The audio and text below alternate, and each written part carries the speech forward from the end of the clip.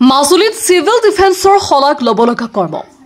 আমি যেটো এতিয়া সিভিল ডিফেন্সৰ বাবে যেটো নেকি এতিয়া অহাই কৰি গৈ আছো আমি আগন্তুক দিনবোৰতো এনেকৈ অহাই কৰি যাম বুলি মাজুলী ভকত চাপৰিৰ খহনীয়া গ্ৰস্ত পৰিয়ালৰ খবৰ লৈ মাজুলীৰ সিভিল ডিফেন্স সৈনিকসকলে ব্ৰহ্মপুত্ৰ খহনীয়াত জুৰুলা হৈ পৰা মাজুলীৰ ভকত চাপৰিৰ অসহায় ব্যক্তিসকললৈ মাজুলী সিভিল ডিফেন্সে সহায়ৰ হাত আগবঢ়ায় আৰু সিভিল ডিফেন্সৰ এই পদক্ষেপ মাজুলীবাসীয়ে শলাগ লয় সিভিল ডিফেন্সে জনাবলৈ দিয়ে যে মাজুলী সিভিল ডিফেন্সৰ লক্ষ্য আৰু উদ্দেশ্য হৈছে অসহায়সকলক সহায় হাত আগবঢ়াই দিয়া মাজুলীৰ পৰা বিজিত কুমাৰ নাথৰ ৰিপৰ্ট NS24 আমি যেটো এতিয়া সিভিল ডিফেন্সৰ বাবে যেটো নেকি এতিয়া অহাই কৰি গৈ আছো আমি আগন্তুক দিনবোৰতো এনেকৈ অহাই কৰি যাম বুলি আমি ওলাই আহিছো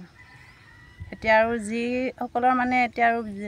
যেটো সমস্যা হ'ব এইটো আমাক যদি খবৰ দিয়ে তেতিয়া আমি অহাই কৰি বিনা খৰচত আমি অহাই কৰি যাম বুলি ভাবিছো চাওক আমি মাজুলী সিভিল ডিফেন্সৰ পৰা আমাৰ মেইন কামটো হৈছে কি তেখেতসকলক আমি হেল্প কৰা কিন্তু চাওক আমাৰ নিজাকে ফান নাথাকিলেও কমসে কম তেখেতসকলক শাৰীৰিক আৰু মানসিকভাৱে যদি আমি তেখেতসকলক সবল কৰি ৰাখিব পাৰোঁ তেতিয়াহ'লে যথেষ্ট আমাৰ কাৰণে ভাল হ'ব আৰু লগতে কি হয় যদি কেনেবাকে খহনীয়াৰ কবলত পৰি ঘৰটো উঠি যাব লগা হয় তেতিয়া আমি শাৰীৰিকভাৱে ঘৰ বনোৱাৰ পৰা ষ্টাৰ্ট কৰি আপটো তেখেতসকলৰ থকা মেলালৈকে আমি